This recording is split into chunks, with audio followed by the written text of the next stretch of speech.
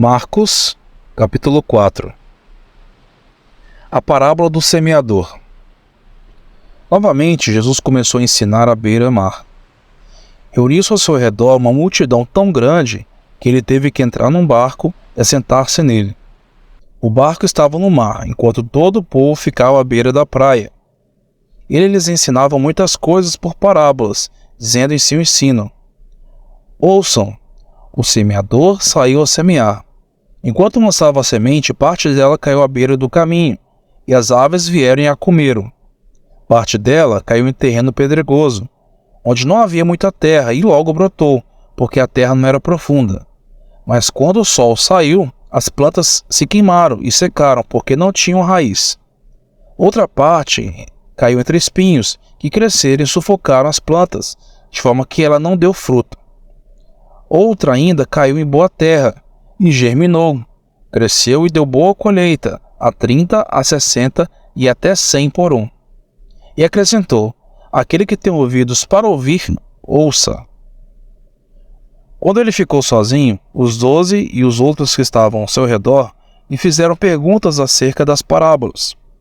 E ele lhes disse: a vocês foi dado o mistério do reino de Deus, mas aos que estão fora, tudo é dito por parábolas, a fim de que, ainda que vejam, não percebam, ainda que ouçam, não entendam. De outro modo, poderia converter-se e serem perdoados. Então Jesus lhes perguntou: vocês não entendem essa parábola? Como então compreenderão todas as outras? O semeador semeia a palavra. Algumas pessoas são como a semente à beira do caminho, onde a palavra é semeada. Logo que a ouvem, Satanás vem e retira a palavra nela semeada.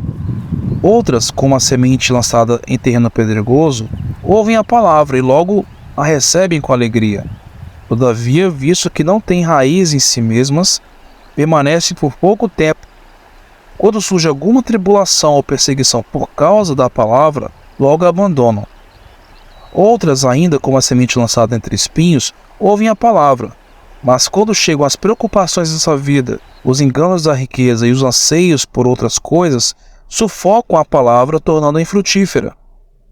Outras pessoas são como a semente lançadas em boa terra, ouvem a palavra, aceitam-na e dão uma boa colheita, a 30, a 60 e até 100 por um. A candeia.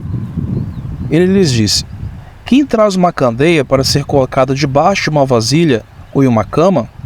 Acaso não a coloca em um lugar apropriado? Porque não há nada oculto, senão para ser revelado, e nada escondido, senão para ser trazido à luz. Se alguém tem ouvidos para ouvir, ouça. Considerem atentamente o que vocês estão ouvindo, continuou ele. Com a medida com que medirem, vocês serão medidos. E ainda mais lhes acrescentarão: a quem tiver, mais lhe será dado. De quem não tiver, até o que tem lhe será tirado. A parábola da semente. Ele prosseguiu dizendo: o reino de Deus é semelhante a um homem que lança semente sobre a terra.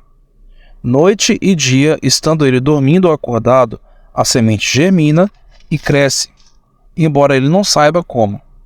A terra, por si própria, produz o grão, primeiro o talo, depois espiga, e então o grão cheio na espiga. Logo que o grão fica maduro, o homem lhe passa a foice, porque chegou a colheita. A parábola do grão de mostarda. Novamente ele disse: com que compararemos o reino de Deus? Que parábola usaremos para descrevê-lo? É como um grão de mostarda, que é a menor semente que se planta na terra. No entanto, uma vez plantado, cresce e se torna a maior de todas as hortaliças, com ramos tão grandes que as aves do céu podem abrigar-se à sua sombra. Com muitas parábolas semelhantes, Jesus lhes anunciava a palavra, tanto quanto podiam receber. Não lhes dizia nada sem usar alguma parábola. Quando, porém, estava a sós com seus discípulos, explicava-lhes tudo. Jesus acalma a tempestade. Naquele dia, ao anoitecer, disse ele aos seus discípulos: Vamos para o outro lado. Deixando a multidão, eles o levaram no barco assim como estava. Outros barcos também o acompanhavam. Levantou-se um forte vendaval e as ondas se lançavam sobre o barco, de forma que este foi se enchendo de água. Jesus estava na polpa, dormindo, com a cabeça sobre um travesseiro. Os discípulos o acordaram e clamaram: Mestre, não te importa que morramos? Ele se levantou, repreendeu o vento e disse ao mar: Aquiete-se, acalme-se. O vento se aquietou e fez-se completa bonança. Então perguntou aos seus discípulos: Por que vocês estão com tanto medo? Ainda não têm fé? Eles estavam apavorados e perguntavam uns aos outros: Quem é este que até o vento e o mar lhe obedecem?